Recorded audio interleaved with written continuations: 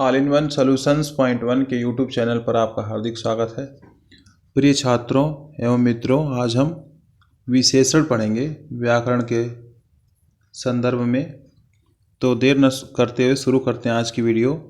हिंदी व्याकरण के रूप में विशेषण के रूप में हम आज पढ़ेंगे विशेषण की परिभाषा, विशेष से क्या होता है, विशेषण के भेद कितने होते हैं, विशेषण के उदाहरण पढ़ेंगे, विशेषण की अवस्थाएं पढ़ेंगे, विशेषण की रचना पढ़ेंगे और विशेषण के महत्वपूर्ण प्रश्नों को भी हल करेंगे। तो देर न करते हुए शुरू करते हैं आज की वीडियो। और ये वीडियो बहुत लंबी नहीं होगी और इसमें हिंदी व्याकरण के विशेषण से संबंधित सारी जानकारी आपको एक ही वीडियो में प्राप्त हो जाएगी। तो आइए शुरू करते हैं। विशेषण की किसे कहते हैं यहाँ पे है, तो वो शब्द जो संज्ञा सर्वनाम की विशेषता का बोध कराते हैं विशेषण कहलाते हैं। ये शब्द संज्ञा सर्वनाम के साथ लगाए जाते हैं जिसे संज्ञा सर्वनाम की विशेषता को बताते हैं। जैसे काला हाथी और सुंदर लड़की, तो यहाँ लड़की और हाथी की विशेषता बतलाने वाले शब्द क्रमशः काला और सुंदर है। तो ये क्या हो जाएंगे, विशेषण हो जाएंगे। जैसे वाक्य है विनीता एक सुंदर लड़की है, यहाँ पे लड़की संज्ञा है, उसकी विशेषता बतलाने वाला शब्द सुंदर प्रयोग हुआ है, तो सुंदर क्या हो गया, विशेषण हो गया। इसी तरह विशेष क्या होता है, जिस संज्ञा सर्वनाम शब्द की विशेषता बताई जाती है, यहाँ पे बताती मिसप्रिंट है, बताई होगा, यहाँ पे बताई जाती है, वो शब्द विशेष से कहलाता है। जैसे काला हाथी सुंदर लड़की, यहाँ पे जो अधिक गाढ़े शब्द हाथी और लड़की है ये क्रमशः विशेष है, क्योंकि काला हाथी का विशेषण है और सुंदर लड़की का विशेषण है।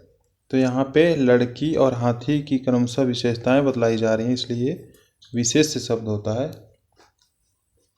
विशेषण के प्रकार कितने होते हैं, प्रमुख विद्वानों ने विशेषण के 4 प्रकार ही बताए हैं, परंतु इसको हम खंडशः करके 8 भागों में समझेंगे। तो देखते हैं कौन कौन से होते हैं इसमें।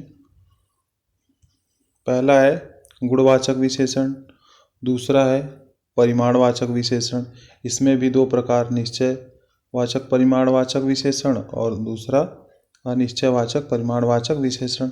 तीसरा है संख्यावाचक विशेषण, चौथा है व्यक्तिवाचक विशेषण, पांचवा है सार्वनामिक विशेषण, छठा है संबंधवाचक विशेषण, सातवां है प्रश्नवाचक विशेषण, आठवां है तुलनात्मक बोधक विशेषण या तुलना बोधक विशेषण।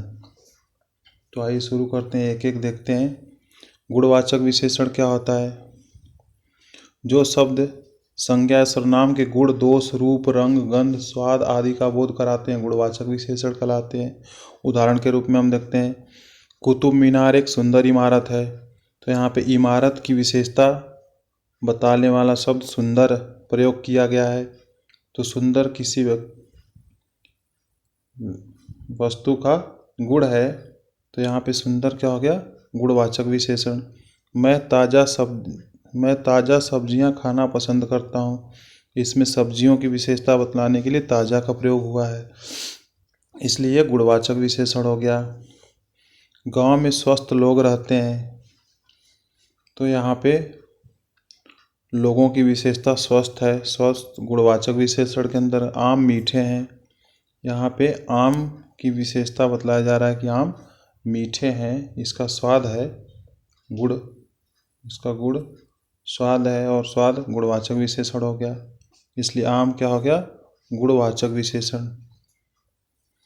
जैसे इसमें कहा गया कि कैसी या कैसा लगाकर प्रश्न करने पर जो उत्तर मिलता है उसे गुणवाचक विशेषण कहते हैं। जैसे कि आम कैसे हैं, तो हमें उत्तर मिलता आम मीठे हैं, तो यहाँ पे मीठा क्या हो गया, गुणवाचक विशेषण हो गया। आगे देखते हैं परिमाणवाचक विशेषण। परिमाणवाचक विशेषण क्या होता है, ऐसे शब्द जो संज्ञा सर्वनाम की मात्रा को दर्शाते हैं परिमाणवाचक विशेषण कहलाते हैं। परिमाणवाचक विशेषण नाप तौल संबंधी विशेषता को दर्शाता है। जैसे उदाहरण के स्वरूप में एक वाक्य लेते हैं, मुझे 1 मीटर कपड़ा खरीदना है। तो यहाँ पे कपड़ा की विशेषता बता रहा है कि 1 मीटर कपड़ा खरीदना है, इसमें परिमाण दिखाया गया, इसलिए ये परिमाणवाचक विशेषण हो गया। बाजार से 5 किलो चीनी ले आना। तो दोस्तों यहाँ पे 5 किलो क्या है, चीनी की विशेषता बतला रहा है और ये मात्रा दर्शा रहा है। तो ये हो गया परिमाणवाचक विशेषण। मेरे पास 5 ड्रेस हैं। यहाँ पर ड्रेस की विशेषता है कि ये संख्यात्मक है, इसलिए 5 क्या हो गया, परिमाणवाचक विशेषण हो गया। परिमाणवाचक विशेषण भी 2 भागों में विभक्त किया गया है। पहला है निश्चयवाचक परिमाणवाचक विशेषण और दूसरा है अनिश्चयवाचक परिमाण विशेषण। तो इसको हम देखते हैं, निश्चयवाचक परिमाण विशेषण क्या होता है। जो शब्द हमें निश्चित मात्रा का बोध कराते हैं निश्चयवाचक परिमाणवाचक विशेषण कहलाते हैं। उदाहरण, मुझे 2 किलो चीनी चाहिए। तो चीनी कितनी चाहिए, 2 किलो। ये निश्चय है कि 2 किलो ही चाहिए, इसलिए ये निश्चयवाचक परिमाणवाचक विशेषण के उदाहरण हो गए। दूसरा एग्जाम्पल है, बाजार से 2 दर्जन केले लेकर आओ। यहाँ पे 2 दर्जन केले की विशेषता बतला रहा है और निश्चित है कि 2 दर्जन ही लाना है, 3 दर्जन नहीं लाना है, इसलिए यहाँ पे निश्चयवाचक परिमाणवाचक का ये विशेषण का रूप है। दूसरा है अनिश्चयवाचक परिमाणवाचक विशेषण। जो शब्द हमें अनिश्चित मात्रा का बोध कराते हैं अनिश्चयवाचक परिमाणवाचक विशेषण कहलाते हैं। तात्पर्य यह है कि इसमें कोई निश्चित नापतल नहीं होती है। उदाहरण के रूप में हम कोई वाक्य लेते हैं, बाजार से कुछ दर्जन केले लेकर आओ। तो कुछ दर्जन क्या है, कुछ दर्जन अनिश्चय है, क्योंकि निश्चित नहीं है कि कितने दर्जन लाना है, इसलिए कुछ दर्जन केले लेकर आना अनिश्चयवाचक परिमाणवाचक विशेषण का उदाहरण है। उससे बस थोड़ा ही दूध मिला। थोड़ा ही कितना मिला, 1 पाव, 2 पाव, 1 गिलास, कुछ भी यहाँ पे निश्चित नहीं है, इसलिए ये अनिश्चयवाचक परिमाणवाचक विशेषण का उदाहरण है। संख्यावाचक विशेषण क्या होता है। ऐसे शब्द जो संज्ञा सर्वनाम की संख्या को दर्शाते हैं संख्यावाचक विशेषण कहलाते हैं। उदाहरण के लिए, अनुज 2 बार ही खाना खाता है।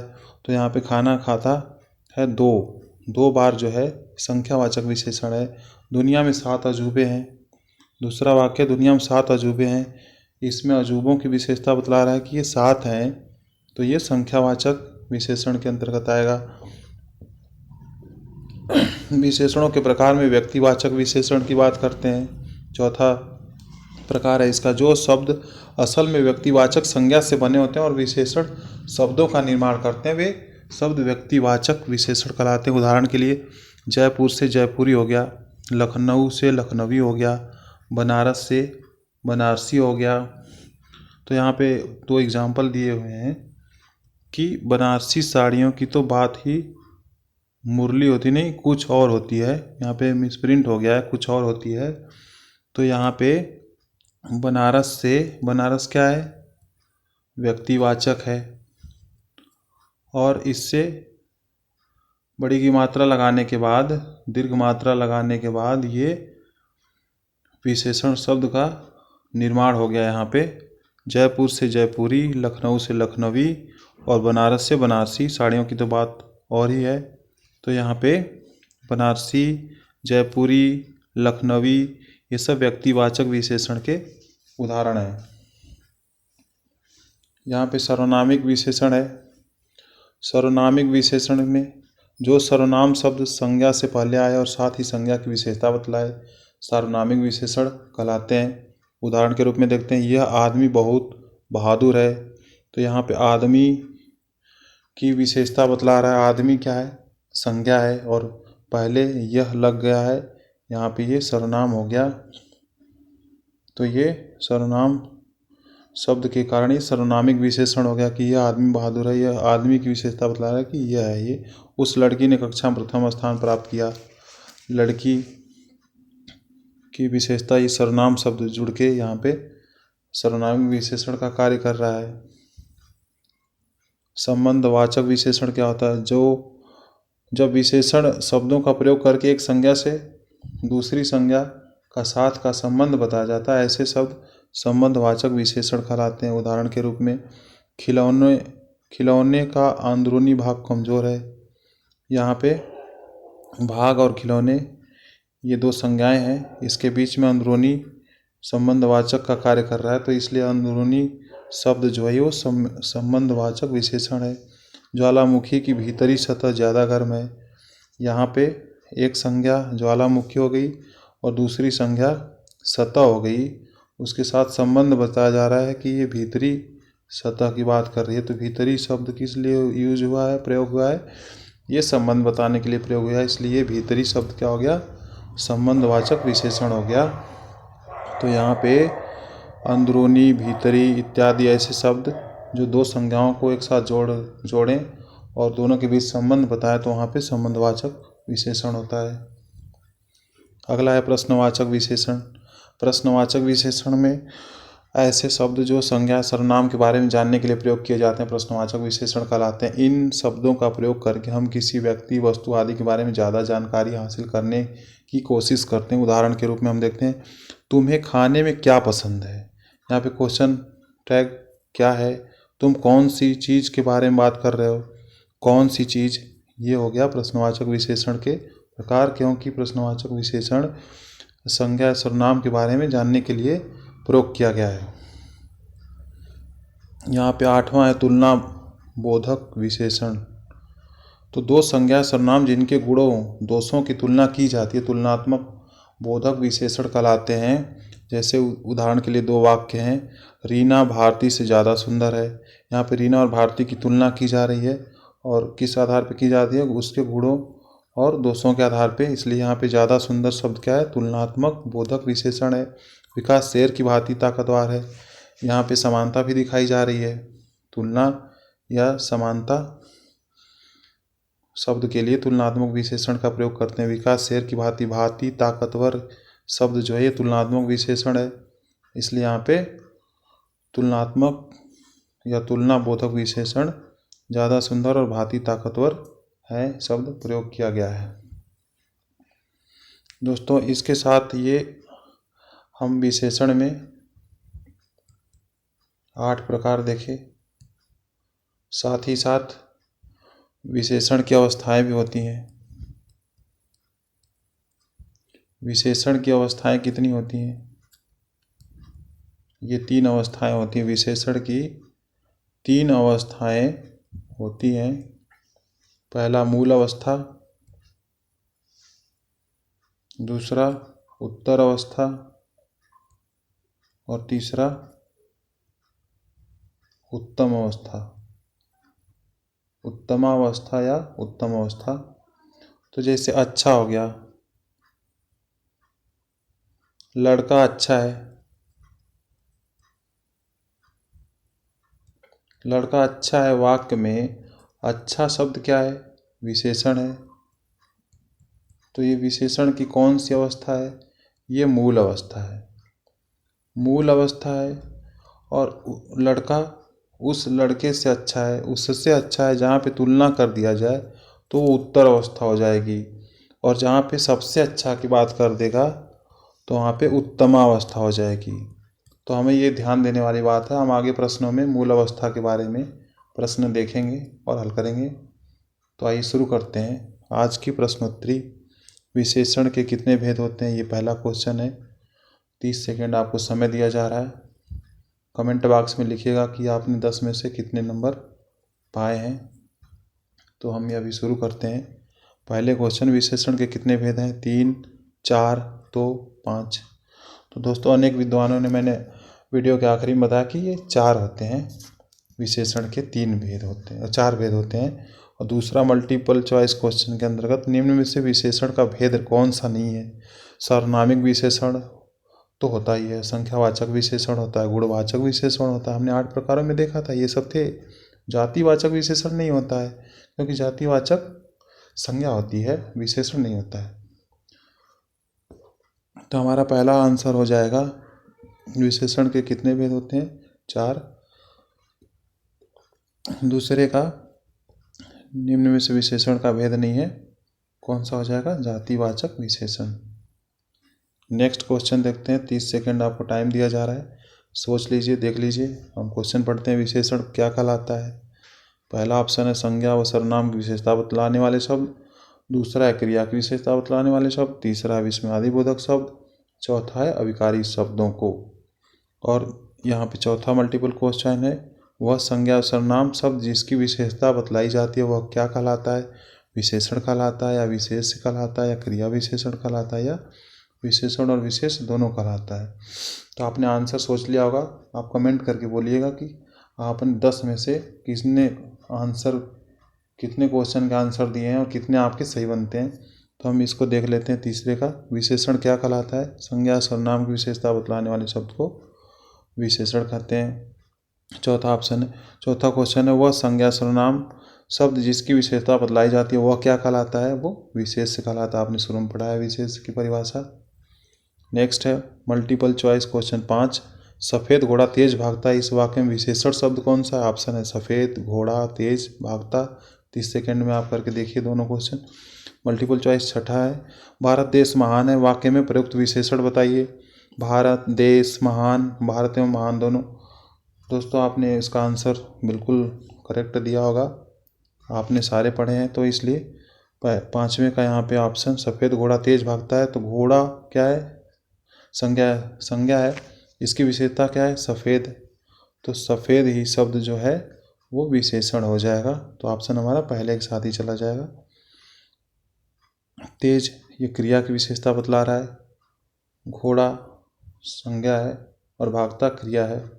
तो हमारा ऑप्शन पाँचवें का क्या हो जाएगा? सफ़ेद विशेषण शब्द हो जाएगा। छठा है, भारत देश महान है, वाक्य में प्रयुक्त विशेषण क्या बता रहा है? तो भारत देश की विशेषता है कि ये महान है, इसलिए हमारा क्या हो जाएगा? महान हो जाएगा विशेषण। नेक्स्ट क्वेश्चन देखते हैं, मल्टीपल चॉइस क्वेश्चन नंबर 7, कठोर वचन मत कहो, वाक्य में विशेष कौन सा है? तो कठोर तो आपने देख लिया कि ये विशेषण है, और वचन की विशेषता बतलाई जा रही है कि कठोर है, तो जिसकी विशेषता बतलाई जाती है उसको विशेष से कहते हैं। तो वचन क्या हो जाएगा? विशेष से हो जाएगा। कहना हो जाएगा क्रिया, कठोर हो जाएगा विशेषण, मत नकारात्मक बोधक शब्द है। तो हमारा ऑप्शन चला जाएगा कठोर वचन मत कहो, वाक्य में विशेषण विशेष से कौन सा है? विशेष से हमारा वचन है, ये दूसरा ऑप्शन चला जाएगा। मल्टीपल चॉइस क्वेश्चन 8वां, विशेषण की अवस्थाएं कौन सी होती हैं? विशेषण की अवस्थाएं 3 होती हैं। मैंने पूरे विशेषण के 8 प्रकार को समझाने के बाद मैंने बताया कि मूल अवस्थाएं 3 होती हैं। तो मूल अवस्थाएं विशेषण की 3 होती हैं। कौन कौन सी? विशेषण की 3 अवस्थाएं होती हैं। पहली मूल अवस्था, दूसरा उत्तर अवस्था और तीसरा उत्तमावस्था। तो यहाँ पे हमारा ऑप्शन 8वां का चला जाएगा कि विशेषण की अवस्थाएं 3 होती हैं। विशेषण की अवस्था कौन सी नहीं है? मूल अवस्था, उत्तर अवस्था, उत्तमावस्था या मध्यम अवस्था? तो दोस्तों आपको मैंने बताया मूल अवस्था होती है पहली, उत्तर अवस्था होती है दूसरी, और तीसरा होती है उत्तम अवस्था। मध्य अवस्था नहीं होती है, इसलिए हमारा ऑप्शन चौथे के साथ ही चला जाएगा। दोस्तों यहाँ पे हम 10वां क्वेश्चन देखते हैं बहुविकल्पी प्रश्नों के रूप में, और आखिरी प्रश्न है आज का। और जो शब्द विशेषण की विशेषता प्रकट करते हैं उन्हें क्या कहते हैं? दोस्तों ये बहुत ही महत्वपूर्ण क्वेश्चन बार बार परीक्षाओं में पूछा जाता है कि जो शब्द विशेषण की विशेषता प्रकट करते हैं, मतलब खुद विशेषण होते हैं और विशेषण की भी विशेषता प्रकट करते हैं, ऐसे शब्दों को हम प्रविशेषण कहते हैं। मूल विशेषण नहीं कहते हैं, बिल्कुल गलत। विशेष विशेषण भी नहीं कहते हैं, निपात, ये तो बिल्कुल गलत। तो हमारा ऑप्शन 10वां का चला जाएगा मूल। जो शब्द विशेषण की विशेषता प्रकट करते हैं उन्हें हम प्रविशेषण कहते हैं। जैसे काला, घोड़ा,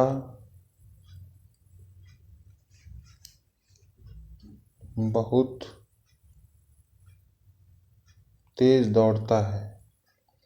इसमें घोड़ा तेज दौड़ता है, घोड़ा की विशेषता बतला रहा है कि ये तेज दौड़ रहा है।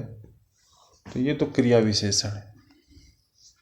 परंतु हमको घोड़ा, घोड़ा क्या है, ये संज्ञा है। काला क्या है, विशेषण हो गया। तो इस वाक्य में हम देखेंगे कि काला घोड़ा प्रविशेषण। कोई वाक्य आप सर्च करिए इसको, प्रविशेषण होता क्या है। जैसे